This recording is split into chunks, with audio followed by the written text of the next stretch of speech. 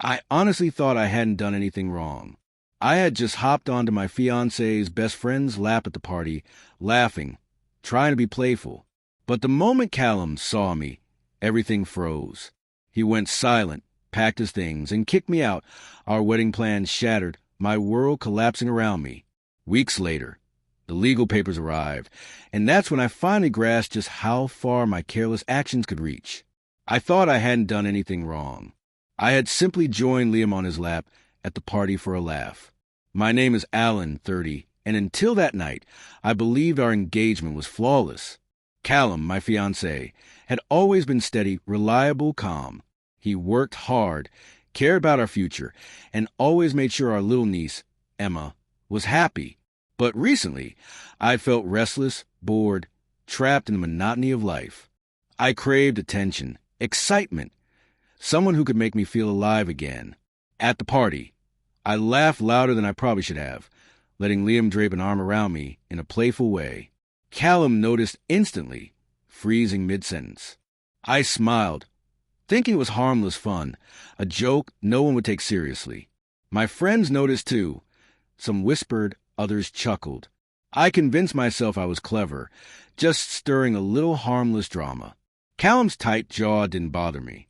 In my mind, he was just too serious, too controlling. Emma played nearby, oblivious to the tension I was creating. I forced a soft smile at her, telling myself I wasn't hurting anyone. The thrill of bending the rules, watching Callum tense while I remained carefree, made my pulse race. I felt untouchable, powerful. Yet, in the back of my mind, a tiny seed of doubt took root.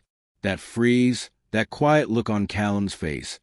Something whispered that this wasn't just a harmless joke, and that the cracks I'd been ignoring were starting to show. The next morning, I woke early, brewed coffee, and checked my phone under the guise of work messages. Liam had replied to my playful note from the party. His teasing tone sent a familiar shiver of excitement through me. I convinced myself it was innocent fun, yet my heart raced with a thrill. Callum glanced over while I scrolled, asking if I was okay.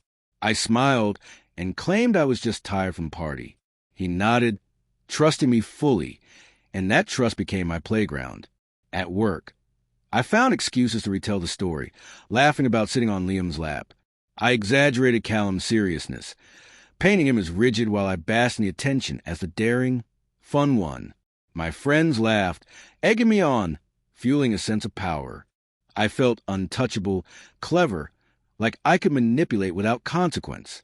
By afternoon, I imagined texting Liam again, thinking of ways to provoke just a bit more excitement. Each message felt like a small rebellion, a secret victory over Callum's calm authority. That evening, I returned home pretending to focus on preparing snacks for Emma, but my mind replayed every laugh, every glance from Liam. The spark inside me was intoxicating, dangerous, and I couldn't stop chasing it. Unbeknownst to me, Callum had already noticed the cracks forming. Quietly watching, quietly planning, ready for consequences I refused to anticipate. That weekend, we attended a small gathering at a friend's house. Callum stayed calm and polite, helping Emma with her coloring, chatting quietly with guests. I thrived on attention, laughing louder than anyone else, teasing him about being so serious while everyone else joined in. I loved the sense of power, the way he seemed smaller next to my boldness.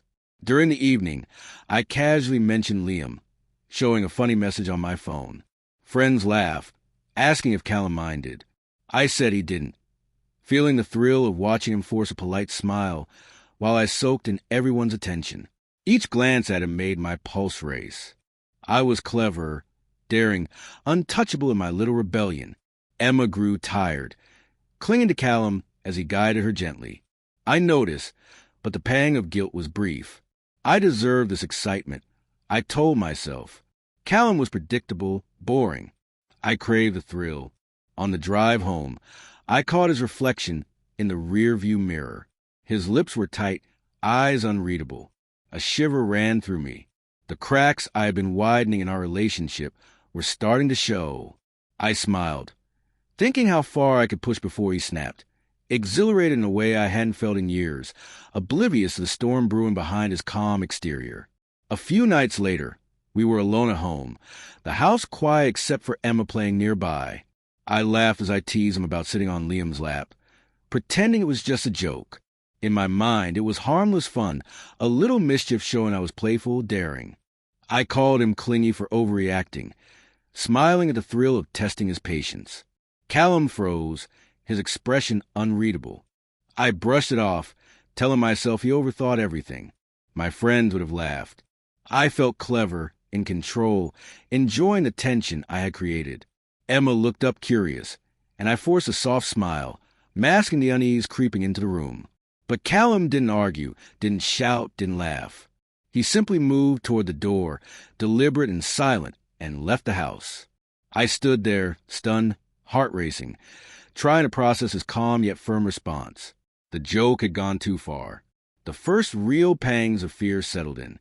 Even in my thrill-seeking haze, I realized I might have pushed him past the point of no return. The next morning, the house felt heavy and empty. Callum hadn't returned, and my calls and messages went unanswered. I reached out to his parents, asking if they knew where he was, but their careful, polite responses only tightened a knot in my stomach. I told myself he'd cool down and come back, but the silence gnawed at me, growing heavier with each hour. Then there was a knock at the door. I opened it to find a courier holding thick, formal envelopes. My hands trembled as I realized what they were: legal documents, custody arrangements, financial protections, notices spelling out the consequences of my actions. Every little flirtation, every teasing joke, every attempt to humiliate him had been anticipated. Callum had planned calmly, methodically, before I even realized the seriousness of my behavior. I sank to the floor, staring at the papers. My confident sense of control evaporated. The thrill of mischief, the cleverness I had felt, now seemed hollow, dangerous. Callum had drawn a line, executed a strategy, and I was left facing the fallout of the cracks I had widened in our lives. Fear mixed with disbelief. I could no longer charm, manipulate, or laugh my way out of this. Weeks later, Callum moved with quiet precision. Emma's schedule was secured, finances protected, and he carried himself with a calm dignity that made my antics feel childish.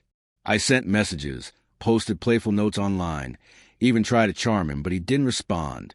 Each ignored attempt reminded me how completely he had taken control, turning my manipulations into evidence of my recklessness. I watched him with Emma, gentle, attentive, composed. He hadn't yelled, hadn't overreacted. He acted within the law, protecting what mattered most. Friends began noticing the shift. Some admired his calm authority.